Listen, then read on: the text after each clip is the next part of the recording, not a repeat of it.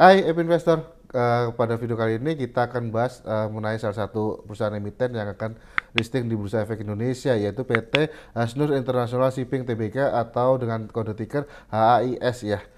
Nah, kalau kita lihat IPO struktur mereka akan menawarkan 525.250.000 lembar saham untuk IPO setara dengan 20% dari modal di setor penuh dan ditempatkan perseroan ya untuk penawaran umum ini. Dengan harga penawaran untuk saat ini masih berkisar antara 230 sampai dengan 300 rupiah per lembar saham.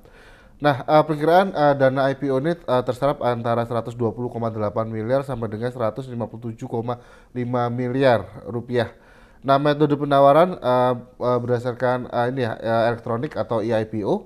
Untuk penjamin emisi yaitu PT RHB Sekuritas Indonesia.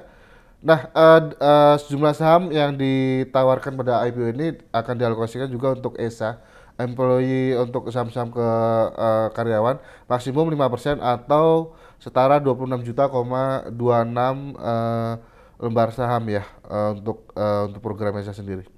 Nah, kalau kita lihat dari pasca IPO nantinya struktur kepemilikan Hasnur di mana 40,8% masih akan dipegang oleh PT Nur Internasional Samudra, 28% akan dipegang oleh PT Hasnur Jaya Internasional, 5,6% dipegang oleh Jayanti Sari, 5,6% dipegang oleh Zainal Hadi Has HB, dan 19% masyarakat dan juga untuk 1% dari ESA ya untuk saham karyawan.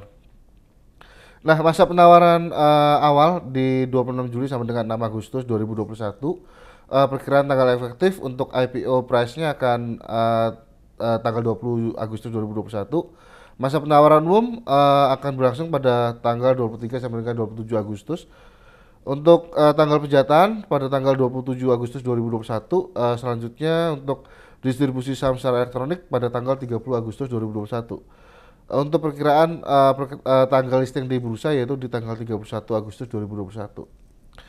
Selanjutnya dana Rising Fund IPO tersebut akan digunakan untuk yang pertama 46% belanja modal yaitu untuk pembelian penambahan untuk 3 kapal armada dan tongkang ya dengan nilai 150 miliar.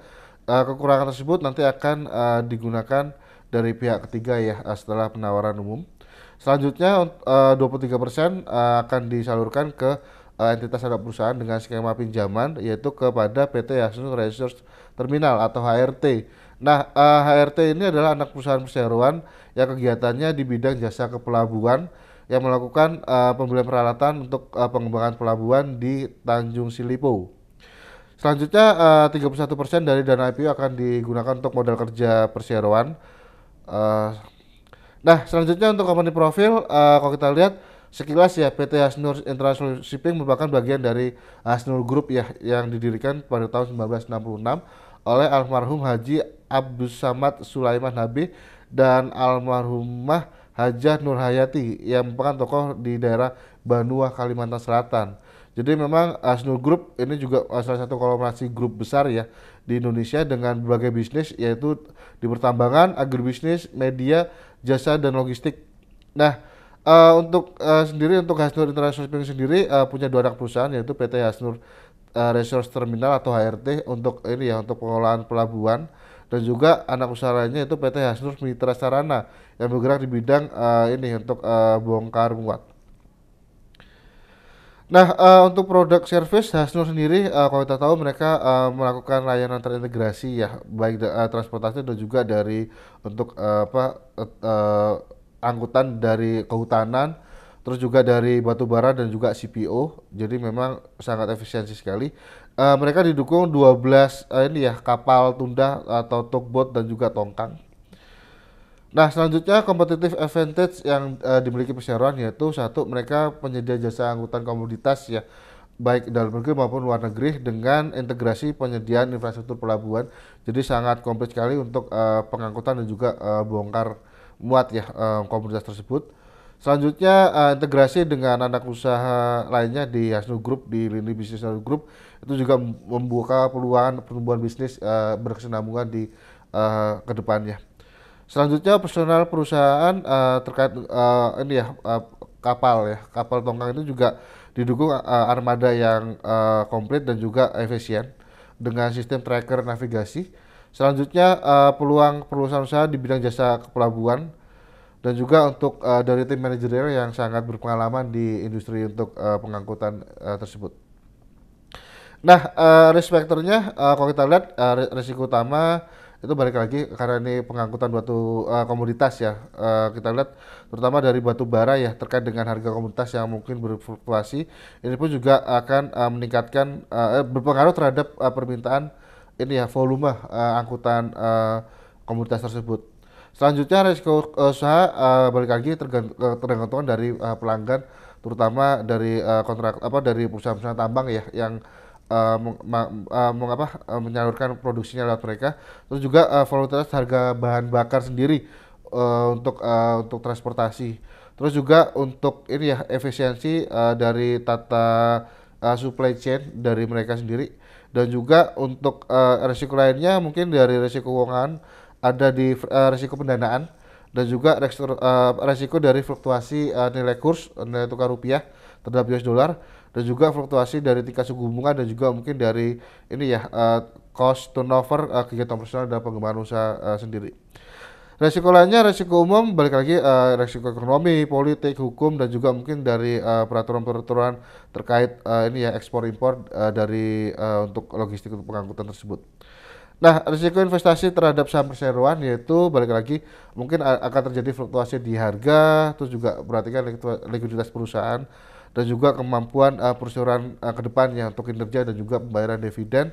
Selain itu juga risiko kegagalan investasi atau kegiatan usaha dan juga mungkin ini ya kepentingan pemegang saham pengendali itu mungkin juga bisa terjadi konflik dengan pemegang saham minoritas ke depannya.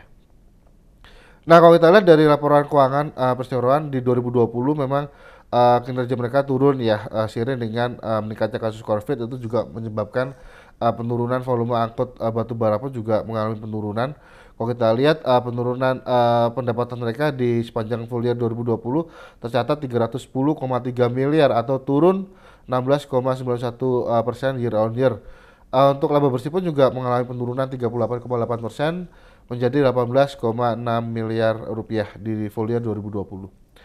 Nah, untuk investor posisi keuangan perusahaan, kalau kita lihat di laporan sini ada penurunan total aset yang cukup signifikan ya di 2020 kemarin disebabkan pos piutang yang berkurang 61,5 miliar atau 56,2% turun year on year. Ini akibatnya dari pengurangan ini ya piutang perseroan di 2020 kemarin. Selain itu juga total hutang mereka juga turun ya di full year 2020. Untuk jangka panjang sendiri hutang jangka panjang berkurang 30,8% year on year menjadi 75,3 miliar pada full year 2020. Hal ini juga disebabkan mereka juga ini ya pelunasan pinjaman terhadap Bank OK Indonesia. Nah, kalau kita lihat dari financial report lainnya, dari rasio gross margin mereka juga masih stabil ya di antara 16,9 sampai dengan 20,7% dalam 3 tahun terakhir. Sebelum COVID, ROE mereka terjaga ya di sekitar double digit 11%-an. Namun untuk 2020 kemarin turun ya menjadi single digit. Namun kalau kita lihat dari Q1 2021 kemarin, ROE mereka mulai mulai di sekitaran 3,1% atau secara kuartalan di 12,4%. Jadi memang ada kenaikan ya dibanding 2020 kemarin. Nah, selanjutnya untuk current ratio mereka masih fluktuatif dari tahun ke tahun. Namun kalau kita lihat untuk debt ratio equity mereka masih terjaga di sekitar 0,5 sama dengan 0,6 kali. Oke, sekian untuk IPO summary dari PT Hasnur International Shipping atau kode HIS. Happy trading, bye bye.